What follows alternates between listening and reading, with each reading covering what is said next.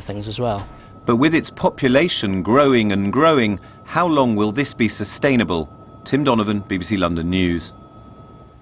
Well, joining me now is Vince Cable from the Liberal Democrats, Labour's Chuka Umunna, and for the Conservatives, David Gauke, who joins us from Hertfordshire. A very good evening to all of you.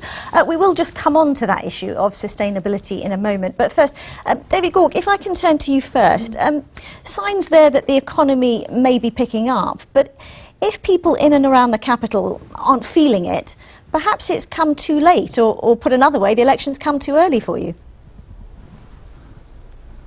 Well, I accept the point that we've gone through a difficult period for living standards for many people, and that is an inevitable consequence of the effect of the financial crash. But what we are seeing is living standards now improving significantly. In the last year, we've seen wages growing well ahead of inflation, and overall living standards are now something like 900, people in the average household are something like £900 better off than they were in 2010.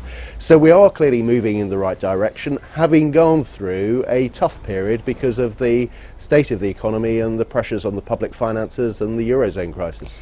It has been the slowest recovery from any recession, though, since the war. And in London, the average weekly wage in real terms has gone down £60 a week. Well, the fact is that we were hit hard by the crisis, the banking crisis that occurred in 2008. The after effects of that have taken its full effect on people. But what we are now seeing is an economy that is growing strongly. That is feeding through to living standards. And the important thing is that if we wish to maintain that improvement, that we have to stick to the plan that this government has set out. And we can continue to move in the right direction. Of course, over the last 5 years, we've also cut income tax for people. We've enabled councils to freeze council tax. We have stopped fuel duty going up. So we've taken measures to try to help living standards. Okay. But now, as we move into a stronger period for the economy, then I think there are reasons to be optimistic. David Gauke, let me just stop you there and bring in Labour's Chuka Umunna. You can't really grumble with those figures. A recovery was promised, albeit it has been delayed, and it has happened without great levels of unemployment. Well, there was a recovery when we left office that was choked off due to a lack of demand and austerity programme that frankly deterred economic activity. But one of the things that David didn't mention there, which is is quite specific to London, is we've got two economies, we've got two Londons. 47% of children living in inner London boroughs like mine in Lambeth are living in poverty. Overall, a third of people in London as a whole are living in poverty, and we have seen the biggest fall in wages by £3,200 on average since 2010 of any region in the country. Now that is the reality of the experience for many people in our city, and if we're here at the BBC, people coming to do the morning programmes, as they come down our thoroughfares through suburban parts of London into central London, they'll go past bus stops with people who are not earning the living wage coming into London to do work to keep it going. We need to see action to deal with that, which is why we're going to get the minimum wage up beyond £8 and incentivise more employers to be doing ultimately what we want to see, which is paying a living wage to employees in the city. Vince Cable, a couple of things there. Firstly, do you accept any responsibility for what Chuka is saying there, that we haven't done enough to address the inequality in London? Well, there are big differences in London, that's for sure. I mean, the part of London I represent in Twickenham, in a booming economy, a lot of good creative industries, digital, science-based, but there are other parts of London with pockets of very high unemployment, and accept that. But I think if we're looking forward rather than rehearsing economic history, I mean, London now does have some massive challenges, and you've just highlighted them. Skills, and so we've really got to invest massively in apprenticeships. We've made a big start. We've doubled the number of this parliament. Really. Absolutely not. We've got to do an awful lot more. Infrastructure is deficient. The suburban railway system is underinvested. We've got to do more of that. And perhaps above all, affordable housing, which is absolutely critical. And the proposal that was announced, I think, yesterday for selling off some of the social housing stock is absolutely, the Tory proposal is absolutely inappropriate. We need to build a lot more of affordable housing.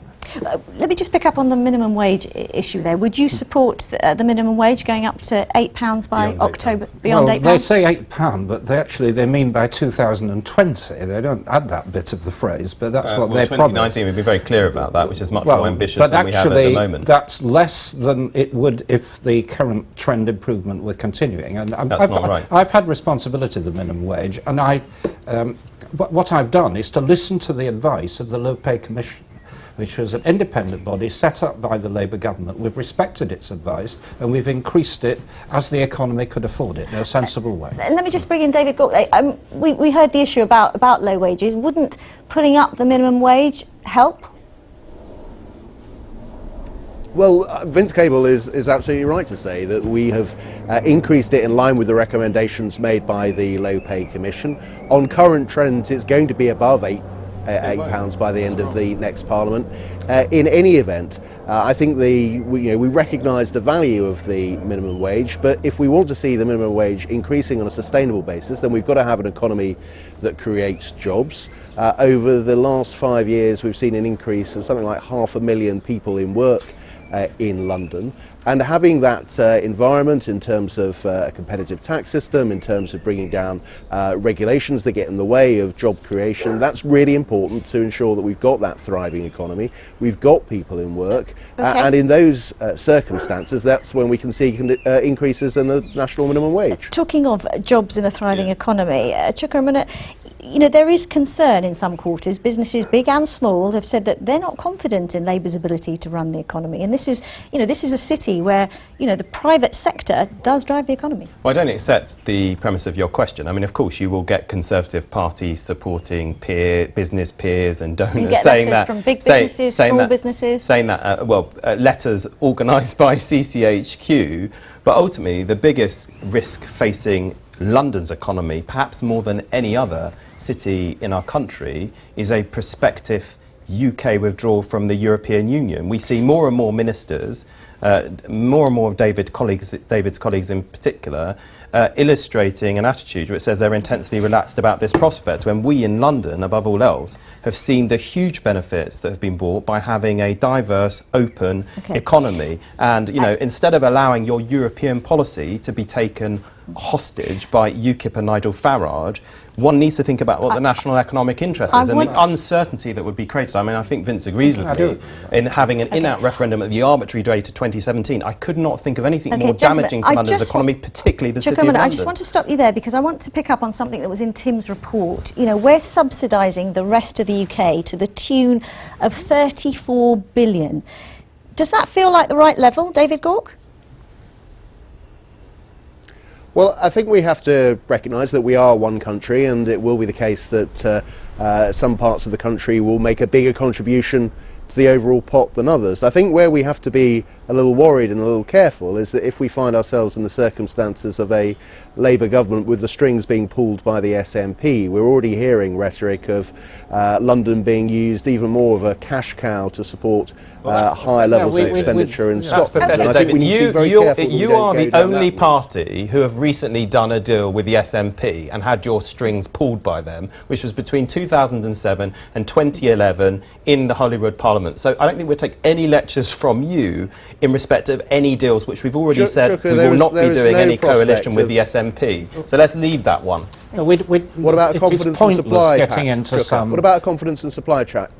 Hang on, David Gauke, I just want to bring Vince Cable in here. It's pointless and completely counterproductive to get into some beggar my neighbour game with London and the rest of the country. I mean, I've been responsible for business policy in the whole of the UK, and if you go to the north of England, they will argue the exact opposite. So what we do need to do is to strengthen London's economy, and amongst other things, actually having more devolved decision-making, particularly to boroughs, many of whom would like to use their borrowing capacity to build more homes, to raise their own business rates in accord with their local economy. No one is saying, I don't think, no one is saying that London, shouldn't finance the rest of the country and makes more money. But when there is a lack of transport, a lack of housing that threatens our growth itself, we are not going to be able to sustain this longer term. I don't think, I'm not sure. I mean, I agree with Vince on this. It's not a kind of zero-sum game because London gains. It doesn't mean that London as a cash cow? No, I don't actually, No. because I think we benefit from growth in the rest of the country and vice versa, and I'm not sure how helpful it is to juxtapose the two. Actually, in relation to infrastructure, particularly